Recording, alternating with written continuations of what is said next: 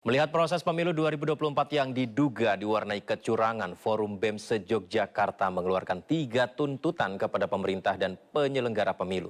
Para mahasiswa juga akan menggelar aksi lanjutan jika tuntutannya tidak dipenuhi.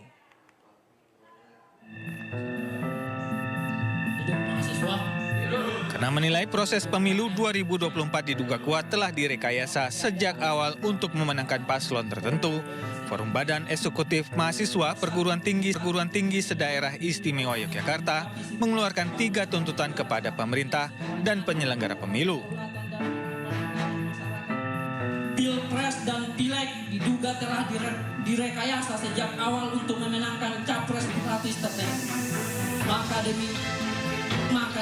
demikian tegaknya demokrasi, hasil Pilpres dan Pileg 2024 harus dibatalkan. Forum BEM se-DIY juga menemukan beberapa kejanggalan proses pemilu 2024, diantaranya adalah kejanggalan sistem penghitungan suara KPU, anomali data penghitungan suara, penggunaan Sirekap yang servernya berada di RRC, Prancis, dan Singapura. Sirekap dinilai melanggar peraturan pemerintah nomor 71 tahun 2015 pasal 20 ayat 2 yang menyatakan bahwa penyelenggara sistem elektronik lingkup publik wajib berada di wilayah Indonesia. Investigasi yang kita lakukan di lapangan sehingga kita betul-betul komitmen untuk menjaga bagaimana demokrasi itu betul-betul berjalan dengan seadil-adilnya dan sejujur-jujurnya. Tapi ternyata kita menemukan banyak kejanggalan dan pelanggaran yang terjadi di lapangan, baik di level TPS, bagaimana mobilisasi dan intimidasi dan money politik itu terjadi, bahkan di Sirekap itu sendiri beberapa anomali yang ditemukan oleh kawan-kawan tim media, sehingga kita mengambil kesimpulan dengan tuntutan itu. Selain itu, para mahasiswa juga menemukan adanya money politics di berbagai daerah serta keberpihakan pejabat dan aparat pemerintah kepada paslon tertentu. Dari Bantul, Daerah Istimewa Yogyakarta, Trisna Purwoko, iNews melaporkan.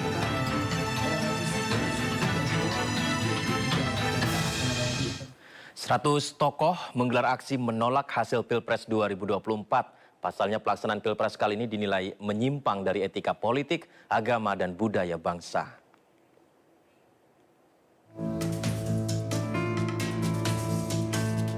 Menilai terjadi kecurangan secara terstruktur, sistematis, dan masif. 100 tokoh menyatakan penolakan terhadap hasil Pilpres 2024. Pembacaan atas sikap penolakan para tokoh tersebut dibacakan mantan Ketua Umum PP Muhammadiyah Din Syamsuddin. Kami dengan penuh keyakinan dan kesadaran menilai bahwa Pilpres 2024 curang secara sistematis, secara terstruktur, sistematis, dan masif, bahkan disengaja. Maka oleh karena itu, tolong diperhatikan posisi hari ini, mendesak dilakukannya audit forensik terhadap ID KPU. Ini sudah pikiran banyak orang juga. Maka kita akan saling bekerja sama mendorong adanya audit forensik, dan kami menyiapkan ahli, terutama untuk membuktikan sebuah penghinaan terhadap negara, yaitu adanya server di luar negeri, tempatnya di Singapura. Yang kedua, pengenaan sanksi hukum dan etik atas mereka yang melakukan pelanggaran. Nanti apakah ada lembaga penegak hukum negara yang melakukan itu, atau kita tunggu ada kawan-kawan yang akan melakukan People's Tribunal. Yang ketiga, nah ini agak tenahan, mohon maaf, di antara kami belum ada kesepakatan karena ada beberapa pikiran. Tadi banyak didengar, call-nya tinggi agar dilakukan pemilu Pilpres ulang secara menyeluruh dari awal. Ada juga yang tidak setuju, karena boleh jadi hal demikian menguntungkan pihak tertentu. Maka posisi dari pernyataan ini, pemulangan penghitungan suara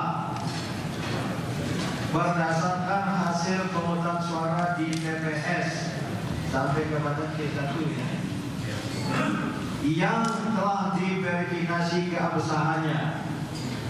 Jadi bukan hanya rekapitulasi di TPS sampai C1 dibiarkan begitu saja, diverifikasi karena ada perolehan suara sebuah atau paslon tertentu melebihi jumlah total pemilih di TPS itu. Para tokoh juga menilai pelaksanaan Pilpres 2024 menyimpang dari etika politik, agama, dan budaya bangsa. Dari Jakarta, Tim Liputan iNews melaporkan. Komisi untuk Orang Hilang dan Korban Tindak Kekerasan atau Kontras dan Indonesia Corruption Watch (ICW) mendatangi kantor Komisi Pemilihan Umum Pusat pada Kamis pagi. Mereka menilai pelaksanaan pemilu 2024 diwarnai banyak kekacauan. Salah satunya adalah masalah Sirekap, situs penghitungan suara sementara pemilu. Kami dari Indonesia Corruption Watch dan juga Kontras hadir di kantor Komisi Pemilihan Umum Republik Indonesia untuk menyampaikan permohonan informasi mengenai permasalahan KPPS dan juga permasalahan Sirekap. Tentu permohonan informasi ini berlandaskan kegelisahan kami melihat permasalahan Sirekap dan juga KPPS yang sudah menjadi perbincangan publik dan sudah menjadi sorotan berbagai banyak pihak, sehingga kami memutuskan untuk menyampaikan permohonan informasi. Permohonan informasi mengenai Sirekap kami ajukan yang meliputi dokumen pengadaan, dokumen anggaran, dan juga daftar kerusakan yang pernah terjadi di Sirekap, gitu ya. Itu kami lakukan agar kami bisa memeriksa bagaimana prosesnya, apakah sesuai dengan tata kelola pemerintahan yang baik dan bersih, gitu. Mungkin menambahkan sedikit ya, selain permasalahan soal aplikasi atau websitenya Sirekap, kami juga menyoroti berbagai persoalan ya soal kemanusiaan. Karena Kontras basicnya adalah organisasi hak asasi manusia, tentu kami melihat permasalahan pemilu ini dari human rights based approach in general election. Jadi pendekatan hak asasi manusia itulah yang harus dikedepankan dalam penyelenggaraan pemilu. Nah, hari ini kita melihat bahwa ada 91 per kemarin begitu ya, 94 petugas KPPS yang telah meninggal dunia dan 4.000 lebih dinyatakan sakit. Dan kami meminta pertanggungjawaban KPU gitu ya. Seharusnya KPU bisa secara terbuka dan transparan menyampaikan kepada publik gitu ya. Apa sebetulnya alasan sesungguhnya? Kalau kemarin kita lihat hanya kelelahan gitu ya. Berulang-ulang disebutkan hanya kelelahan dan seterusnya. 2019 kita ingat juga bahwa 800 lebih meninggal juga karena kelelahan. Artinya apa? Tidak ada perbaikan yang signifikan dari KPU dalam melihat persoalan-persoalan soal kematian dari KPPS ini.